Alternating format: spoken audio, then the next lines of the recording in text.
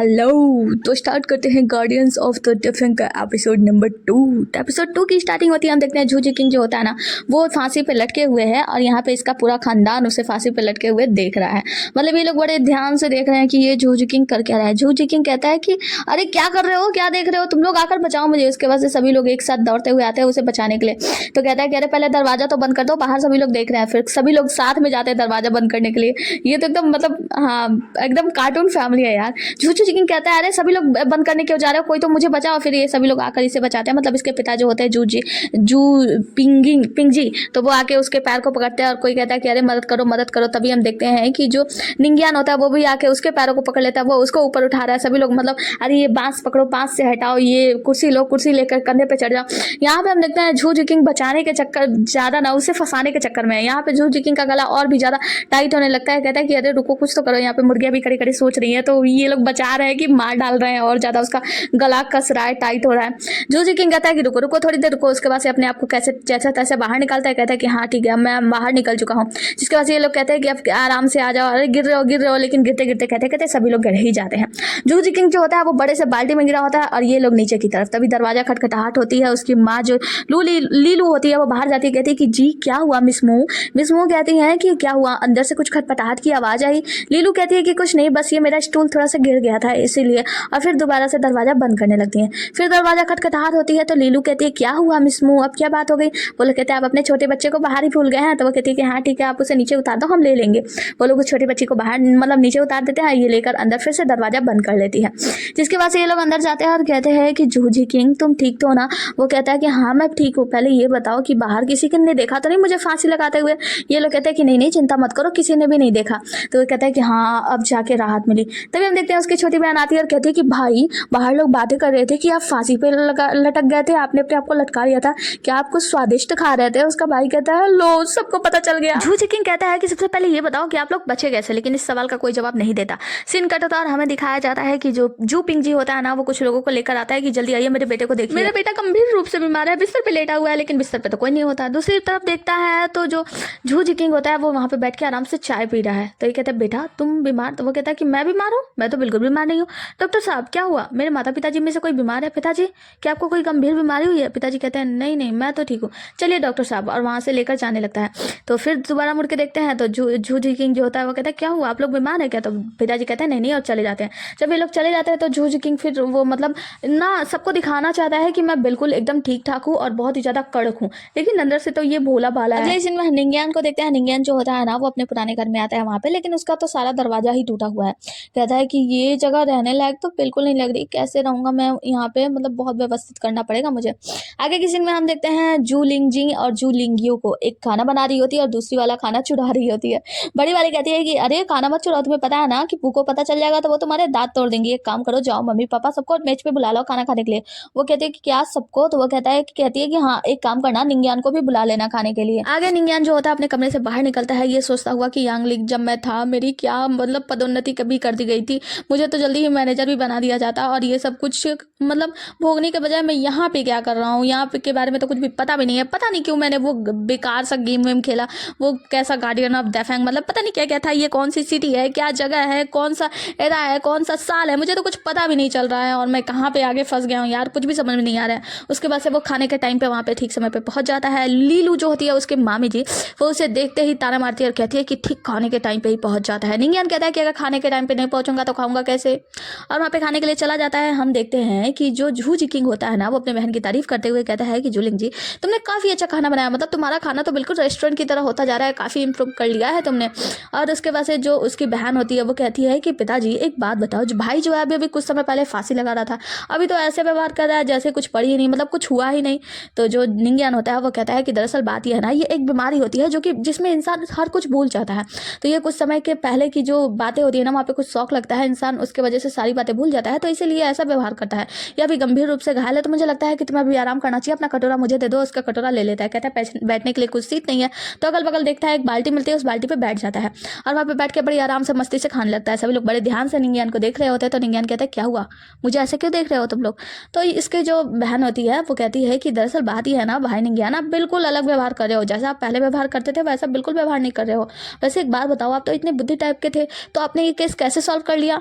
निंगियान निंगियान होता है वो कहता है कि क्या सच में मैं बताओ, तो ये लोग कहते हैं कि हाँ हाँ बताओ ना। उसके अंकल जो जूपिंग जी होते हैं वो कहते हैं कि बताओ ना बेटा, मुझे नहीं पता कि तुमने ये केस कैसे साबित मतलब वो कर लिया, सॉल्व कर लिया।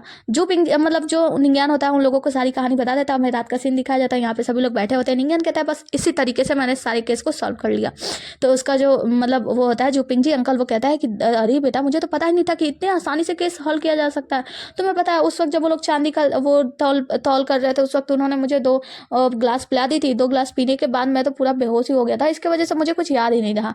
बस वो छोटी सी गलती अगर मैं ना करता तो शायद ये कुछ भी ना होता। तो आंटी जी कहती हैं लीलू कि एक बात बताओ, छोटी सी गलती, तुम्हारी छोटी सी गलती की वजह से पूरे परिवार की मौत के ऊपर बात आ गई थी। निंगियान अगर कुछ ऐसा ना करता तो हम लोगों का क्या होता। तो वो कहता है कि हाँ हाँ मैं कसम खाता हूँ कि आज के बाद से मैं कभी भी शराब को हाथ नहीं लगाऊंगा। जिसके बाद से ये लोग बातें कर रहे होते हैं। सीन कट होता है, हमें दिखाया जाता है कि सभी लोग जो होते हैं ना वहाँ पे नकली चांदी बनाने का ट्राई कर रहे होते हैं। और यहीं पे वो लड़की कैवई भी होती है, मतलब वही जादुई लड़की। यहाँ पे कैवई को बुलाकर ये लोग कहते हैं कि आपने तो देखा था ना वो नकली चांदी बनाते हुए, आप बताओ ना कि वो कैसे बनता है, वो कितने अच्छे से विस्फोट करता है वगैरह वगैरह। मतलब हम लोग भी वो चांदी बनाकर देखना चाहते हैं। कैवई कहती है कि हाँ तुम लोगों की सारी चीज़ें तो सही है, बिल्कुल वैसा ही है जैसा निंगियान ने किया था, लेकिन कुछ कमी है, कुछ ऐसा मतलब वो मंत्र वगैरह कुछ पड़ा था, हीलियम लिथियम नाइट्रोजन ऑक्सीजन, मतलब वो जो भी बताया था ना केमिस्ट्री का जो वो नाम, तो वो बता दिए थे। वो लोग कहते हैं कि ये कैसा मंत्र है। तो वो कहता है कि इसके बारे में मुझे नहीं पता, मुझे बस इतना पता है कि निंगियान जो कि जो पिंग जी का भतीजा है उसने ये मंत्र पढ़े थे, तो ये मंत्र तुम उनसे ही पूछ लेना, और उसने ही ये नकली चांदी बनाई थी। और इन सब में बात टाल के चली जाती है। देखा जाए तो कवई को तो कुछ पता होता है नहीं कि ये चांदी वांदी बना कैसे था। वो वहां से चली जाती है और वो उसी अंकल के पास जाती है जो कि भविष्य देखा। कवई जाकर पूछती है कि पंडित जी यानी मास्टर जी आप एक बात बताओ कि क्या आप जानते हो सोडियम क्या होता है। तो वो कहते हैं कि नहीं मुझे इसके बारे में नहीं पता। कवई कहते हैं कि खैर मतलब ऐसी बातें मत करो, मुझे पता है कि आपको भूत भविष्य वर्तमान सब कुछ पता है, तो आपको सोडियम के बारे में कैसे नहीं पता। वो कहता है कि बहुत ऐसी चीजें हैं इस दुनिया में जो मुझे नहीं पता। मुझे नहीं पता कि 19 साल पहले वो कौन से चोर थे जो यहाँ से चोरी करके चले गए थे। कैवई कहती है कि आपने तो आज तक ये भी नहीं बताया कि वो चोर कौन थे, चलो ठीक है, लेकिन आपने तो ये भी नहीं बताया कि आपकी चोरी क्या हुई है। तो जो गुरुजी होते हैं वो कहते हैं कि बहुत महत्वपूर्ण चीज चोरी हुई है जो मैं नहीं बता सकता।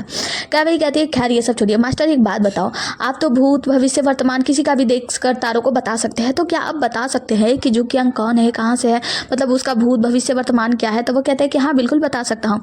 जिसके पास से हमें दिखाया जाता है निंगियान को, मतलब वही जुकियांग और निंगियान। तो निंगियान को दिखाया जाता है, निंगियान जो होता है वो कहता है कि आज इस दुनिया में आए हुए मेरा 7 दिन हो गया और आज मैंने अपने आप को पूरी तरीके से धीरे धीरे एक्सेप्ट कर भी लिया है, मतलब इस दुनिया में ही रहना है, इस दुनिया से शायद मैं कभी बाहर नहीं जा सकता। मैंने जाने की कोशिश तो की लेकिन अब मुझे लगता है कि शायद मैं यहाँ से बाहर नहीं जा पाऊंगा, इसलिए मैंने एक्सेप्ट कर लिया कि मुझे इसी दुनिया में रहना है। और वैसे यहाँ के जो मालिक है जू पिंग जी जिनके साथ मैं रह रहा हूँ, जू पिंग जी काफी अच्छे हैं मेरे साथ। जू पिंग जी मेरे साथ बहुत अच्छा व्यवहार करते हैं। वो 7th रैंक के इंपीरियर गार्ड हैं और हाँ लेकिन वो अपने घर में थोड़ा सा डरे हुए हैं, मतलब हाँ वो लीलू आंटी जी से बहुत ज्यादा डरते हैं। हम देखते हैं आंटी जी के पास वो जाते हैं, उनका पैर दबा रहे होते हैं, कहते हैं कि पैसा खत्म हो गया है, लेकिन आंटी जी उन्हें खड़ा करती कहती खड़े हो जाओ और उनके दाहिने पैसे निकाल लेती, कहती है कि ये, तो वो कहते हैं कि हाँ वो इस महीने का ही तनख्वाह है। तो वो कहते हैं कि चलो अच्छा है, मतलब वो अपने पत्नी से डरते हैं, वैसा वैसा बता रही होती है और मामी जी कैसे उनके ऊपर रौब जमाती है, ये सारी चीजें निंगियान बता रहा होता है।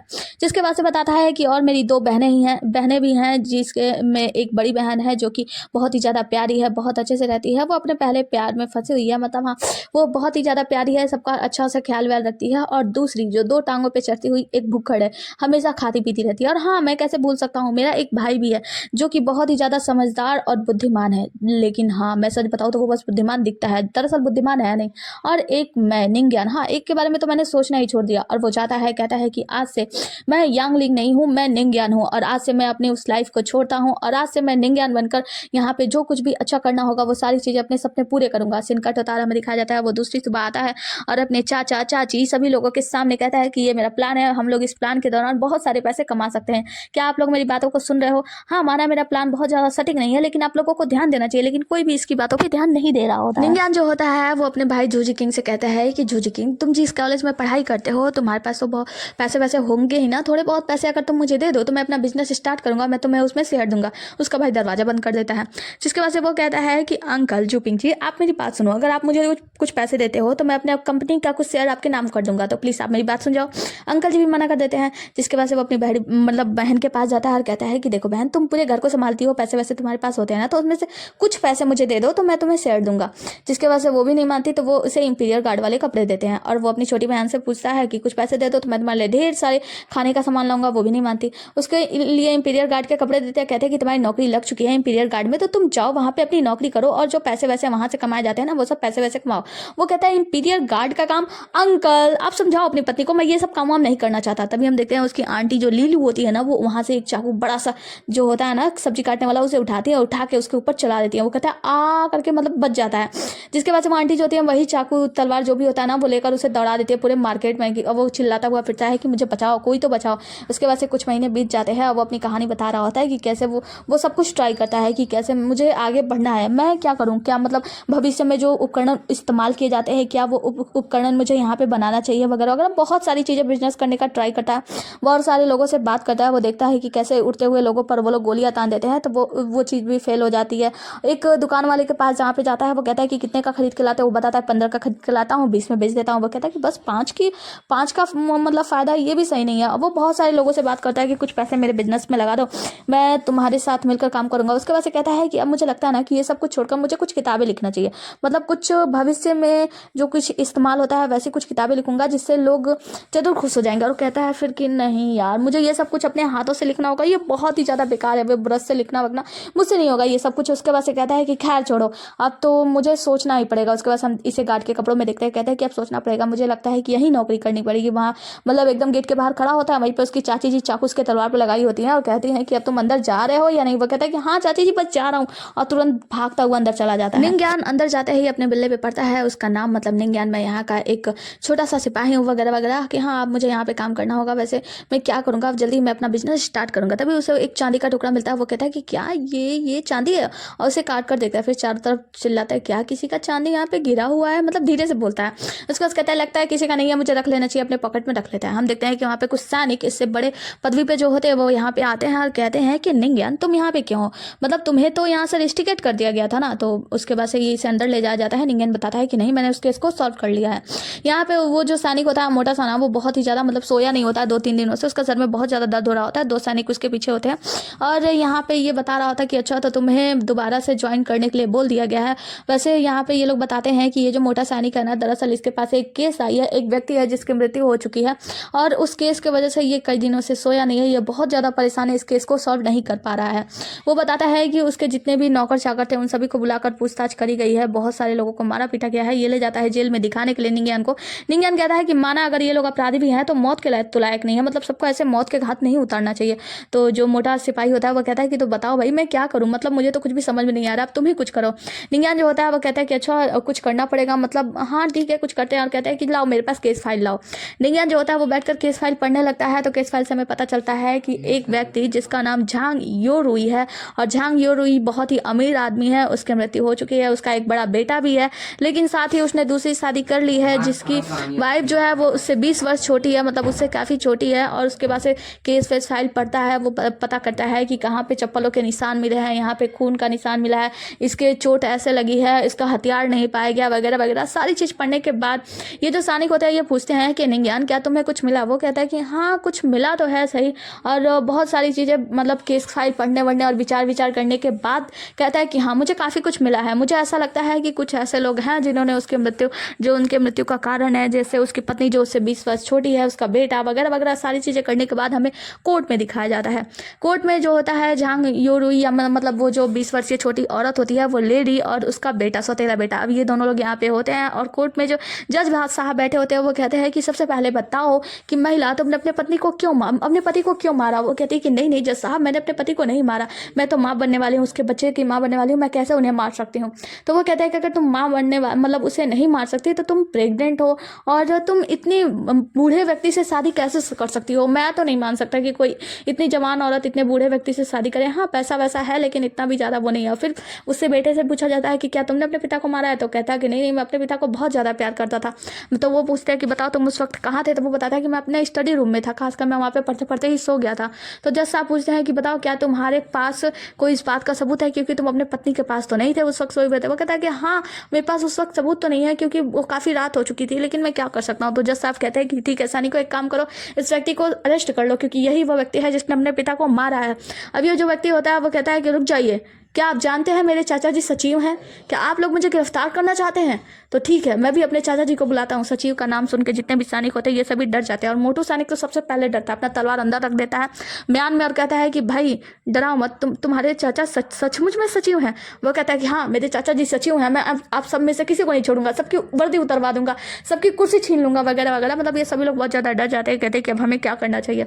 यहीं पे निंज्यान खड़ा ये सारा तमाशा वमाशा देख रहा होता है, कहता है कि अब लगता है कि मुझे कुछ और ही प्लानिंग करनी होगी। वो जाके मोटे जो सैनिक होते हैं उसके कान में कुछ कहता है और मोटा सैनिक से कहता है कि अब हमें ये करना चाहिए। मोटा सैनिक जाकर जज साहब से कहता है कोई चीज़, तो वो जज साहब कहते हैं कि ठीक है। फिर वो जज साहब कुछ फैसला सुनाते इससे पहले वो जो बेटा होता है ना वो सभी लोगों से कहता है कि तुम सभी लोगों ने यहाँ पे सुना ना, ये लोग हमें जेल भिजवाना चाहते थे, ये लोग हमारे साथ ये करना चाहते थे, वो करना चाहते थे। जज साहब कहते हैं कि अब कुछ नहीं होगा, अब आप लोगों की कुछ पूछताछ होगी, उसके बाद से बात यहाँ से क्लियर होगी। जिसके बाद से हम देखते हैं निंज्यान जो होता है वो सौतेली बीबी जो 20 साल छोटी होती है ना उससे मिलता है अलग कमरे में और कहता है कि बीबी जी मैडम देखिए अब मैं आपको क्लियरिटी देता हूँ। दरअसल बात यह है कि आप अपने पति झांग से 20 वर्ष छोटी हैं, आप प्रेग्नेंट हैं, लेकिन उस रात हुआ कुछ यूं कि आप अपने बेटे यानी सौतेले बेटे के साथ संभोग कर रही थी, जिस वजह से वहाँ पे आपके पति ने आपको पकड़ लिया और आपका गला दाब के आपको मारने की कोशिश की। मतलब उन्होंने आपको रंगे हाथों पकड़ लिया, जिसके कारण आपको बचाने के लिए आपके सौतेले बेटे ने आपके पति को जान से मार डाला। जिसके बाद से आप दोनों साथ मिलकर अपने पति के लाश को ठिकाने लगाया। आप लोगों ने उनके लाश को ठिकाने लगाने के बाद उसके मतलब कुछ जूतों के निशान आप लोगों ने दीवार पे तो बना दिया, लेकिन हाँ आप नीचे बनाना भूल गए। सेकंड चीज, आपने उस पे जाने के निशान बनाए थे लेकिन आने के नहीं, क्योंकि अगर कोई बाहरी चोर होता है तो अंदर आकर जाता है, लेकिन आपने सिर्फ जाने के निशान बनाया। और साथ ही आपने ये गलती भी की थी कि वहां पे कुछ चोरी का चीज नहीं दिखाया, मतलब कोई ऐसा हथियार भी नहीं मिला जिससे उनकी मृत्यु हुई। वो फ्लावर वॉश था जिसपे खून का धब्बा लगा हुआ था, इसका मतलब फ्लावर वॉश से ही मारा गया था वगैरह वगैरह। सारी जो भी कहानी होती है ना, ऐसा लगता है कि जैसा निंज्यान वहीं पे मौजूद था और वो सारी बातें कह रहा होता है और देख रहा होता है उस औरत को, कहता है कि लेडी अब ये डर रही है, मतलब मैंने पूरी तरीके से इसे बॉटली में उतार लिया है। निंज्यान कहता है कि देखिए अब सारी सच्चाई सामने आ चुकी है और वैसे आपके बेटे ने ये सारा जुर्म जो है वो कबूल कर लिया और उन्होंने वो सारा जुर्म आपके ऊपर थोप दिया है। उन्होंने कहा है कि ये सब आपके कारण ही हुआ है, आपने ही उसे मारा है, आपने ही आप ही उसे फंसाना चाहती है वगैरह वगैरह। अब ना सारी ये कबूलनामा है उसका और उसने सब कुछ ना आपके हिसाब से मतलब आपके ऊपर ही डाल दिया है। तो अगर आप चाहें तो आप बच भी सकती हैं और ना चाहें तो आप फांसी के फंदे से तो आपको कोई बचा नहीं सकता। लेकिन एक बात कह दूं कि मैं आपके साथ हूँ, अगर आप सच्चाई कबूल कर लेती हैं पूरी तरीके से तो मैं वादा करता हूँ कि गवर्नर से बात करके मैं आपको मौत की सजा से तो बचा ही लूंगा और खासकर आपके बेटे को मतलब आपके अजन्मे बच्चे को भी बचा सकता हूँ। तो ये आपके ऊपर है, आप क्या करना चाहती हैं। अगर आप कबूल नहीं करना चाहती तो फिर आप देख लीजिए क्या होगा क्या नहीं होगा। मतलब ये सब सारी चीजें बता देती है कि कैसा तुम्हारा बेटा जो है वो केस वो कर लिया है कि हाँ तो आपने मारा है ये वो वगैरह वगैरह। तो वो कहती है कि क्या सचमुच तुम मेरे बच्चे को बचाने की कोशिश करोगे। निंज्यान कहता है कि हाँ विश्वास रखो। अब मिस झांग जो होती है ना वो रोने लगती हैं, यानी कि वो अपना जो भी वो कारनामे होते हैं वो सारे कारनामे कबूल कर लेती हैं और ये आकाश की ओर देखते हैं। सीन कट होता है, हमें दिखाया जाता है यहाँ पे ये जो सैनिक होता है ना ये बात कर रहे होते हैं लोग और कहते हैं कि हमें उस व्यक्ति को छोड़ना होगा, मतलब जो जांग जियांग था वो जो लड़का था जांग सियांग उसे छोड़ना होगा। अगर हम उसे नहीं छोड़ेंगे तो जो उसके एक चाचा है ना जो सचिव है ली यूचुंग, तो ली यूचुंग यहाँ पे आएंगे, ली यूचुंग तो वो उसे छुड़ा कर ले ही जाएंगे, वो सचिव है, हमें कुछ ना कुछ तो करना होगा।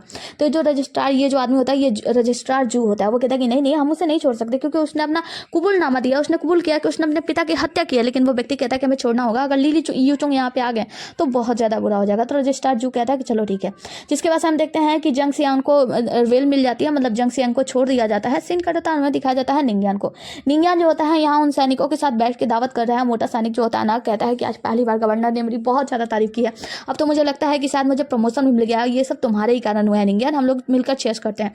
ये लोग साथ में चेस करते हैं तो निंज्यान कहता है लेकिन ये तो गलत है ना, जंग सियांग जो कि दोषी था, अपने पिता की हत्या की थी उसने और उसे चुबेल पे छोड़ दिया गया है, तो ये सब किसके कारण हुआ आपको पता है। तो वो जो सैनिक होता है वो बताता है कि ये ली यूचुंग का काम है। ली यूचुंग जो कि उसके चाचा जी हैं वो सचिव हैं, तो वो उसे छुड़ा ही लेंगे। और खैर छोड़ो ना, हम लोगों ने तो अपना काम कर दिया, असली अपराधी को पकड़ दिया, अब आगे का काम वो लोग करेंगे। तो जो निंज्यान होता है वो कहता है कि लेकिन अगर वो लड़का छूट गया तो फिर अपनी सौतेली माँ के लिए यानी मिस झांग के लिए वो बहुत ज्यादा बुरा हो जाएगा। मिस झांग जो बाहर घूम रही है उन्हें वो पकड़ लेगा, उन्हें मार पीट देगा, तो क्या होगा। तो जो मोटा सैनिक होता है वो कहता है देखो तुम्हें चिंता करने की जरूरत नहीं है, रजिस्टर जू जो है ना उसने उसके किए कराया का जो कच्चा चिट्ठा है उसे लेकर हावोकी टावर गए हैं। तो कहता है हावोकी टावर ये क्या है, तो बताते हैं कि चलो मैं तुम्हें बताता हूँ। तो वो बताते तभी हम देखते हैं कि कुछ लोग जो होते हैं हावोकी टावर की ओर आते हैं, ये रजिस्ट्रार जू होते हैं और वहाँ पे जाकर एक व्यक्ति से कहते हैं कि मैं चांगाल का रजिस्ट्रार जू हूँ और मैं यहाँ सिल्वर ली से मिलने के लिए आया हूँ। तो वो जो व्यक्ति होता है वो बताता है कि सिल्वर ली अभी यहाँ पे है नहीं, दौरे पे गए हुए हैं। तो ये लोग यहाँ से चले जाते हैं। जिसके बाद बाद हम देखते हैं मोटा जो सैनिक होता है वो निंग्यान को लेकर मतलब शहर में घुमा रहा होता है और वो बता रहा था कि हावो की टावर में ना बहुत ऐसे बड़े बड़े लोग हैं। तो जो निंग्यान होता है वो पूछता है एक बात बताओ, हावो की टावर में ऐसा कौन सा बड़ा व्यक्ति है जो कि जंगसियांग को नीचे ला सकता है, मतलब जंगसियांग को दोबारा पकड़वा सकता है। तो बोलते हैं कि पागल हो क्या, उन सब के बारे में क्या ही जानना, वो सिल्वर ली हैं जो कि बहुत ज़्यादा शक्तिशाली और बड़े से बड़े लोगों को वो नीचे लाने में सक्षम है। तो निंग्यान कहता है कि क्या सच में? तो वो कहता है कि हाँ चलो ना, वो हमारे रक्षक हैं। जिसके बाद हम देखते हैं वहाँ पे एक चोर को कुछ सैनिक लोग पकड़े होते हैं। तो मोटा जाके उस चोर को मारता है, कहता है कि तुम्हारी हिम्मत कैसे हुई यहाँ चोरी करने की, ये जो शहर है इसे मैं रक्षा करता हूँ, मैं यहाँ पे गार्ड करता हूँ, तुम्हारी हिम्मत कैसे हुई? इसे मारता पीटता है। फिर कहता है कि ठीक है एक काम करो, इसे पकड़ के ले जाओ पूछताछ वाले कमरे में रखो, तभी मैं अभी आता हूँ। जिसके बाद से वो निंग्यान से बताता है कि वैसे तुम्हें पता है गवर्नर ने ना मुझे बहुत अच्छा सा वो दिया है, कुछ चांदी के सिक्के विक्के दिए हैं, वैसे तुमने इसमें बहुत सारी मदद की है इसलिए तुम्हारे साथ इसे बांट लेता हूँ। तो निंग्यान कहता है कि यार वो सब छोड़ो, अभी तो मुझे सैलरी भी नहीं मिली। तो वो कहता है कि अरे चिंता मत करो, सैलरी भी तुम्हारी जल्दी ही आ जाएगी। इसके बाद से ये दोनों लोग एक दूसरे से मीठी मीठी बातें करते हुए कि हाँ तुम्हारी सैलरी आ जाएगी, ये वो वगैरह वगैरह करते हुए चले जाते हैं। आगे हम देखते हैं कि निंग्यान जो होता है ना वो एक रेस्टोरेंट में जाता है और यहाँ पे एक व्यक्ति से कहता है कि चलो भाई मेरे लिए कॉफी तैयार कर दो, और हाँ शुगर डाल के तैयार करना क्योंकि मुझे मीठी कॉफी पीना ज़्यादा पसंद है। वो व्यक्ति कहता है कि हाँ सर बिल्कुल, बस थोड़ा देर रुकिए। उसके लिए कॉफी देता है डरते हुए। ये कहता है कि तुम इतने डरे हुए क्यों हो? और वो देखता है कि आसपास बहुत सारे जो होते हैं ना सस्पिशियस लोग बैठे होते हैं, मतलब बहुत सारे लोग बैठे होते हैं, लेकिन कुछ लोग बाहर देख रहे होते हैं, कुछ लोग कुछ अंदर, मतलब कुछ लोग अवैध हथियार रखे होते हैं। ये कहता है कि कुछ तो सस्पिशियस है यहाँ पे। जैसे ही वो पीछे मुड़कर आगे जाता है तो एक व्यक्ति कहता है कि एक काम करो भाई, यहाँ से तुम्हें कॉफी मिल गई ना, पियो खाओ और बाहर निकल जाओ बस आराम से चुपचाप, यहाँ पे भगदड़ मचाने की कुछ भी जल्दीबाजी करने की जरूरत नहीं है। वो कहता है कि अच्छा ऐसे कैसे, मैं तुम लोग को एक बात बता दूं कि मैं कांस्टेबल हूँ। वो अपना बिल्ला दिखाता है, कहता है कि मैं निंग्यान हूँ, यहाँ पे इस पदवी पे काम करता हूँ, कांस्टेबल हूँ, और मैं तुम्हें गिरफ्तार करता हूँ अवैध हथियार रखने के जुर्म में। ये लोग कहते हैं कि अच्छा ऐसी बात है, तो फिर देख है ठीक है महा अनुभव, तुम भी देख लो कि तुम्हारे साथ क्या होता है। और उसे उठा के पटक देता है। निंग्यान कहता है कि भाई मैं तो बस बातें कर रहा था, तुम्हारी इतनी हिम्मत मुझे मारने की, अब देखो तुम्हारे साथ क्या होता है, क्योंकि मैं एक पुलिस कांस्टेबल हूँ, तुमने मुझे मारा है। फिर वो उसे उठा कर फेंक देता है। वो कहता है कि तुम्हारी इतनी हिम्मत, तुम मुझे मार रहे हो। तभी हम देखते हैं कि बाहर भी बहुत सारे लोग ऐसे सस्पिशियस होते हैं और हम देखते हैं कि एक सैनिक को लेकर जाया जा रहा होता है और अंदर ये लोग जो होते हैं वो लोग निंग्यान को पीट रहे होते हैं। एक व्यक्ति कहता है कि वो सैनिक आ चुका है और हमें उससे छुड़ाने का समय आ चुका है। वो कहता है कि अच्छा तो तुम लोग उस बेकार से व्यक्ति को जो कि अपराधी है उसे छुड़ाने के लिए जा रहे हो, मैं तुम लोगों को ऐसा नहीं करने दूंगा। फिर इसे उठा उठा के फेंका जा रहा होता है, मारा पीटा जा रहा होता है और ये सभी लोग जो होते हैं ना वो टूट पड़ते हैं उस कैदी के ऊपर, मतलब उस कैदी को संभाल कर लेकर जाया जा रहा होता है। और वो जो कैदी होता है ना उसका जो जेल वेल होता है उसे तोड़ दिया जाता है और ये कैदी काली शक्तियों वाला होता है, ये आज़ाद हो जाता है। उसके बाद ये कूद कर कैदी यहाँ से भागने लगता है। सभी सैनिक रोकने का प्रयास करते हैं लेकिन इस कैदी को कोई कहाँ ही रोक पाता। कोई जादू ऐसी शक्ति आती है इन सभी सैनिकों को मारते रहती है, मतलब एक जीव निकलता है, सबको मारता पीटता रहता है। अब ये सभी लोग जो होते हैं ना वो आज़ाद हो जाते हैं और यहाँ से कहते हैं कि मालिक अब हमें निकलना चाहिए, अब कोई भी अवरुद्ध नहीं है। जब सभी लोग आगे निकलते हैं तो हम देखते हैं निंग्यान इनके सामने आ जाता है, कहता है कि भाई तुम लोगों को छोड़ने से तो बेहतर है मैं मर ही जाऊँ, अगर मैं मर जाऊँ क्या पता मैं अपनी दुनिया में वापस जा सकूँ, तो चलो तुम लोग एक एक करके हमला कर दो या साथ में आओ, कोई बात नहीं। हम देखते हैं कुछ लोग इसके ऊपर हमला करने के लिए जाते हैं, ये तो ऐसा उठा के एक मुक्का मारता है ना कि वो व्यक्ति वहीं पे भड़ाम करके गिर जाता है। जिसके बाद एक एक करके सारे सैनिक इससे भिड़ने के लिए जाते हैं। निंग्यान सबको उठा उठा कर फेंक रहा होता है, निंग्यान को फेंक रहे होते हैं लोग, मतलब जोरदार लड़ाई होती है एकदम भयंकर। सभी लोग इसको उठा उठा के मार रहे होते हैं, उठा उठा के पटक पटक के मारते हैं, पटक पटक के हाँ मतलब बहुत ज़्यादा खतरनाक वाली लड़ाई होती है। तभी हम देखते हैं कि यहाँ पे देखता है कि सभी सैनिक जो है इसके ऊपर भारी पड़ रहे, इसे उठा के एकदम मारने ही वाले हैं। तभी अचानक से वहाँ पे दो सैनिक मतलब दो अंगरक्षक वहाँ पे आते हैं और कहते हैं कि भाई तुम्हें डरने की आवश्यकता नहीं है, हम लोग आ चुके हैं। दो अंगरक्षक आते हैं, वो लोग अपना अपना डायलॉग बोलते हैं। उसके बाद से एक व्यक्ति आता है, इसका नाम होता है ली यूचुन। ली यूचुन इनके सामने आ जाता है निंग्यान के और कहता है कि मैं इस मामले का देख रेख करता हूँ, मैं यहाँ का रक्षक हूँ और मैं देखता हूँ कोई तुम्हें क्या नुकसान पहुंचाता है। इसी के साथ यह एपिसोड यहीं पे समाप्त होता है। मिलता है अगले एपिसोड में, तब तक के लिए बने रहिए हमारे साथ। Tata bye bye, take care. और हाँ मुझे लगता है कि शायद वो फैंक्स ऑफ फॉर्चून का ड्रामा मैं आगे नहीं बना पाऊंगी, कंटिन्यू नहीं कर पाऊंगी, क्योंकि उस ड्रामे में ना मुझे वो क्या बोलते हैं कॉपीराइट स्ट्राइक मिल चुका है, जबकि मैंने वीडियो डाला ही नहीं, सिर्फ फोटो ही डाला था, लेकिन मिल चुका है तो मिल चुका है। खैर देखते हैं, bye bye, tata, take care. और हाँ वीडियो को लाइक किए बिना बिल्कुल मत जाना। Okay bye bye.